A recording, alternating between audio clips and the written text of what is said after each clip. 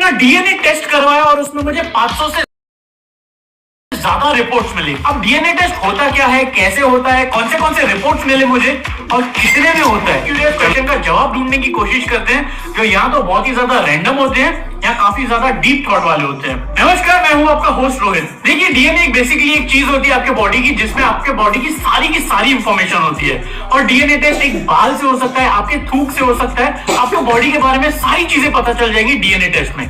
DNA test करवाने के लिए बहुत सारी कंपनीज है, लेकिन मैंने जो चूज की थी वो थी सर्कल डीएनए। तो वहां से जब मैंने अपनी किट ऑर्डर की तो किट के साथ मुझे एक रिटर्न पैकेज भी मिला।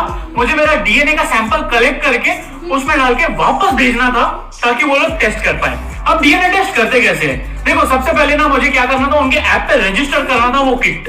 रजिस्ट्रेशन हो जाने के बाद उसके अंदर एक ईयरबड्स टाइप की एक स्टिक थी, उसे लेके मुझे लेफ्ट और राइट गाल के अंदर 10-10 बार घुमाना था। उसके बाद उसको एक छोटे से सॉल्यूशन में अंदर डिप करना था और ऊपर का जो एक्स्ट्रा था वो तोड़ के उसे पैक करके रिटर्न एनवेलप में डाल के कुरियर वापस करना था। और 15-20 दिनों में मेरी डीएनए टेस्ट रिजल्ट्स आ गई, जो थी 500 से ज्यादा टेस्ट रिजल्ट्स। अब ये जो टेस्ट रिजल्ट्स थे ना, वो 8 कैटेगरीज में डिवाइडेड थे, जैसे कि डाइट एंड लाइफस्टाइल, मेरी बॉडी दवाइयों पर कैसे रिस्पॉन्स कर सकती है, मुझे कैंसर रिस्क कितना हो सकता है मेरे जेनेटिक्स के हिसाब से, फैमिली प्लानिंग कैसे करनी चाहिए, और मेरे पूर्वज कहां से थे, ये सारी चीजें मुझे 8 कैटेगरीज में मिली। अब ये कैटेगरीज भी ना अलग अलग सब कैटेगरीज में डिवाइडेड थी, जैसे कि डाइट एंड लाइफस्टाइल में मुझे पता चला कि मुझे कैसे टाइप की डाइट यानी खाना खाना चाहिए, मुझे कौन से न्यूट्रिशन खाने चाहिए, मुझे नींद और मेरा जो तनाव सहने की शक्ति है वो कैसी होनी चाहिए। जैसे कि डाइट में मुझे पता चला कि मुझे बैलेंस डाइट लेनी चाहिए, और डाइट में ये भी पता चला कि मेरी बॉडी दारू और कॉफी पे कैसे रिएक्ट कर सकती है, वगैरह वगैरह सारे कैटेगरीज बने हुए थे। सारी की सारी रिपोर्ट्स में ऑलमोस्ट हर कैटेगरी में मुझे रिकमेंडेशन दी गई कि मुझे कौन सी चीज खानी चाहिए उस रिक्वायरमेंट को मीट करने के लिए, या कौन सी चीज करनी चाहिए उस चीज से बचने के लिए। रिपोर्ट्स में मुझे तनाव और नींद के बारे में भी पता चला कि मुझे कितने घंटे की नींद मिल रही है, मेरी बॉडी तनाव को कैसे झेल सकती है और उस तनाव की वजह से मेरा वजन बढ़ सकता है कि नहीं।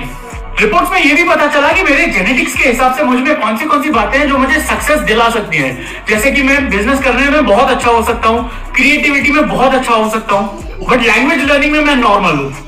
तो कुछ हद तक आपके जेनेटिक्स भी सक्सेस में रोल प्ले करते हैं। और एक चीज जो जबरदस्त पता चली वो थी एंसेस्ट्री रिपोर्ट, यानी कि पूर्वजों के बारे में पता चला कि मेरे अंदर जो जीन्स हैं वो कौन से जीन्स हैं। जैसे कि मैं 69% साउथ एशियन हूँ, बट 30% यूरोपियन हूँ और 3% अफ्रीकन हूँ। और ये 100-200 साल की बात नहीं है, ये हमेशा से चले आ रहे फैमिली ट्री की बात है, जो मुझे पता तक नहीं होगा कि मेरी कितनी जनरेशन हो चुकी हैं। मेरे 100 से ज्यादा टेस्ट किए गए कि कौन सी बीमारी मेरे अंदर से मेरे बच्चों में जा सकती है।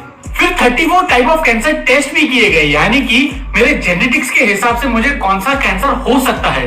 थैंकफुली मेरा एक भी कैंसर टेस्ट रिजल्ट पॉजिटिव नहीं आया, मतलब मुझे जेनेटिक्स के हिसाब से इनमें से कोई कैंसर नहीं हो सकता। उसमें बाइपोलर डिजीज का भी टेस्ट किया गया, जो कि हनी सिंह को हुआ था। ऐसे अलग अलग करके ब्रेन की बीमारियों के टेस्ट किए गए। तो कुल मिला के ये सारी चीजें मुझे पता चली मेरे डीएनए टेस्ट में। अब इसका कॉस्ट कितना है, तो ये एक डीएनए टेस्ट 20,000 रुपीज की पड़ी।